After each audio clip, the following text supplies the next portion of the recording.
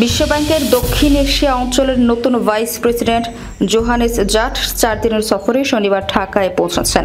এ বিষয়ে বিশ্বব্যাংকের ঢাকা অফিসের যোগাযোগ কর্মকর্তা মেহরিন মাহবুব বলেন, বিশ্বব্যাংকের দক্ষিণ এশিয়া অঞ্চলের নতুন ভাইস প্রেসিডেন্ট জোহানেস জাট দুপুরে ঢাকায় পৌঁছান।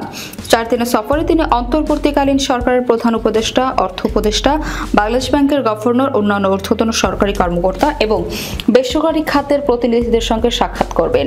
এক বিবৃতিতে জোহানেস জাট বলেন, বাংলাদেশের জনগণ এবং সেখানে বন্ধুত্বের স্মৃতি আমার খুব প্রিয়। বাংলাদেশি জনগণের স্থিতিস্থাপকতা, সৃজনশীলতা এবং তাদের সন্তানদের জন্য একটি উন্নত ভবিষ্যৎ গড়ে তোলার ক্ষেত্রে তাদের দৃঢ় সংকল্প দেখে আমি সবসময় মুগ্ধ হয়েছি।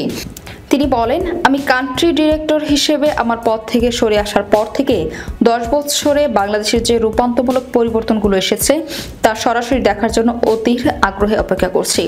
বিশ্বব্যাংক বাংলাদেশকে একটি টেকসই এবং অন্তর্ভুক্তিমূলক প্রবৃদ্ধির পথ বজায় রাখতে এবং প্রতি বছর চাকরির বাজারে প্রবেশকারী 20 লাখ তরুণের জন্য আরও ভালো কর্মসংস্থান তৈরিতে সহায়তা করতে প্রতিশ্রুতিবদ্ধ।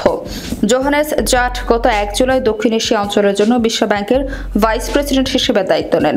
নতুন দায়িত্বে এটি তার প্রথম বাংলাদেশ সফর। এর আগে 2013 থেকে 2015 সাল পর্যন্ত বাংলাদেশ, ভুটান ও নেপালে বিশ্বব্যাংকের কান্ট্রি ডিরেক্টর হিসেবে তিনি দায়িত্ব পালন করেন। বাংলাদেশের স্বাধীনতার পর থেকে বিশ্বব্যাংক অন্যতম প্রধান উন্নয়ন অংশীদার।